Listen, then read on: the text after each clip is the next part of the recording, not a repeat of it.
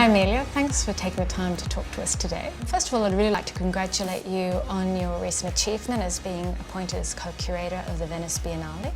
And this is a fantastic opportunity for you because it's the first architecture exhibition in the new Pavilion, is that correct? Yes, it's a really exciting opportunity and we're very, very excited when we won the commission. Yeah, no, I was really excited for you too. But I'm particularly excited because you're one of our esteemed alumni, and so I wanted to really talk to you a bit about your experience at UNSW and also your career after you've left university. I mean, obviously you've had an interesting career before you started your current practice. You worked for some eminent architects such as architects Marshall, Tonkin Salaika, Nissen Merkert, and now you actually have your own practice with Isabel Toland, Eileen Sage. And so you've had a very rich and diverse career for someone of your age already. But tell me, what really motivated you to study architecture in the first place? I first really thought about architecture, studying architecture. Both my parents actually studied architecture at UNSW. When I was in my final years of school, I had lots of really broad interests, and I loved art and I loved history and English, but I also really loved science and maths. And just as I got closer and closer to finishing school, I suppose architecture seemed to make sense in that it combined those two areas and lots of things that I was passionate about. So I decided that architecture was for me. Well, that probably explains also why you chose UNSW. Yes, definitely. So there was definitely a very strong family connection, and a lot of other family members had also studied at UNSW as well in different faculties. That's interesting. Can you tell me something about the people who were great influences on you when you were studying? Yeah, no, I think I had some really amazing teachers at all different stages of my studies at UNSW actually. So from first year lectures with Michael Tawa, and he's actually someone that studied with my parents. Also Anne Quinlan, who taught in the earlier years. But I think I always had really interesting relationships between the casual staff that came in for design studio, and I loved design studio from first year. It was always my favourite subject. And then sort of ongoing staff of the faculty who for subjects like history and theory that I also really loved. So, and people often that worked between those two, like Mariam Goucher, that were sort of part of both design studio and history and theory, which is always sort of another passion. And then I suppose later in the later years of university, I think my final year tutors and the staff that ran the final year program have both been kind of ongoing supportive of my career as well. So Michael Tawa and Charles Rice have both been sort of great mentors and referees over the years. And then obviously I went to work for Rachel Neeson. She was my final year tutor at university, and I worked with her subsequently for a number of years. And more recently I've gotten back in touch with Amelia Holliday, who was also my other tutor in final year of university with Rachel. And then so she's come on board with the Venice Biennale project as a sort of a senior advisor for us on the project, and really has acted as a sort of a mentor, but almost in a sort of a design tutorial role as well. So it's, yeah, we've maintained, kept in touch over the years, and that's been really great.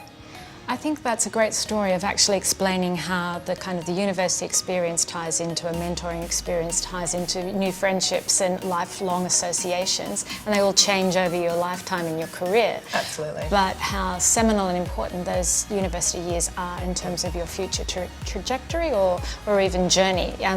So that's really interesting. I didn't actually know about all those important people in your life. All the connections. Yeah. But also, what were some of those key moments or key experiences? Like, was it a studio, or was it collaborative learning, or working all-nighters, or what was the kind of the university experience that you go like, if there's one thing I remember about being at university, it was... Yeah. I think there's probably two main things. I definitely always got a lot out of design studios, especially I think at the very beginning of the degree in first year. It really enabled a number of different elements to come together in a sort of a setting. And I loved my first year design studio. I still remember it really vividly, of the different exercises we did and the little project we did, which was in Centennial Park at the end. And then also, I suppose, coming through to the final year program, I really loved that there was a full year program at UNSW at the time. I'm not quite sure if that's exactly how it runs now, but that we had a research component, which was the first semester, and then and that really fed into then our graduation studio, which was a project we conceived of and then created a design and researched and then created a design response. So it felt like that design studio and full long year design and research studio really was the culmination of so many different subjects along the way, if that makes sense, so that there was things that I had learnt from that I suppose I had taken even from my gen ed subjects, my general education subjects, and was bringing into this kind of individual piece of research at the end as well. So our practice was really built on a conversation across a number of different disciplines and a way of speaking to people potentially outside of architectural practice and outside of architectural training, and that's something we're quite interested in our projects, is often incorporating sort of unexpected and unusual collaborators and collaborations. So whether that be with practicing artists, or we've also collaborated with historians and sociologists in some of our projects. So we really are interested in sort of opening up a conversation about architecture with many others, and that's something that's informed very much so our Venice project, and also us starting our own practice and the reason behind that.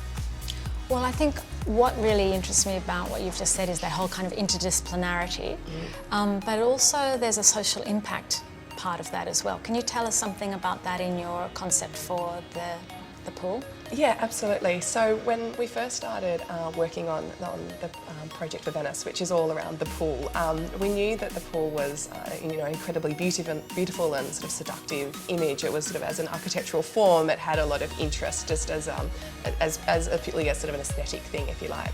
But then we also knew that once we started sort of researching and diving deeper into the project, that there was all this amazing sort of social history involved in or around pools in Australia, and the relationship between the pool and Australian cultural identity. So that became something that we just wanted to know more about, and then we began to uncover a lot of really interesting stories around that. So from the Moree Freedom Ride and our discussions with Hetty Perkins about her father Charles Perkins' relationship to that as this sort of setting for a major story in our nation's history around segregation and really a discussion around Indigenous rights, through to stories like the Acroba Fundicide at Fitzroy Baths in Melbourne as well, where basically young Italian migrants' children kept jumping in the deep end, and so the pool attendant wanted to write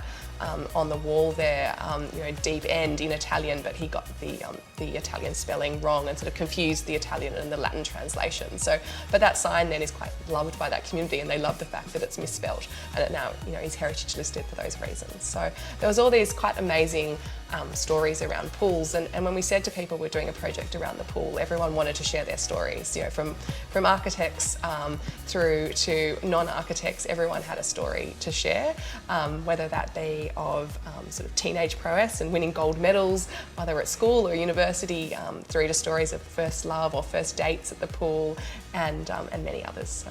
But I think actually just in the snapshot you've given of yourselves today, you really kind of encompass everything which I see is what we would like to see in our graduates from UNSW Built Environment, because you've crossed all over disciplines, you're open and flexible in your collaborations, you can scale up and shrink down, which is responsive and iterative.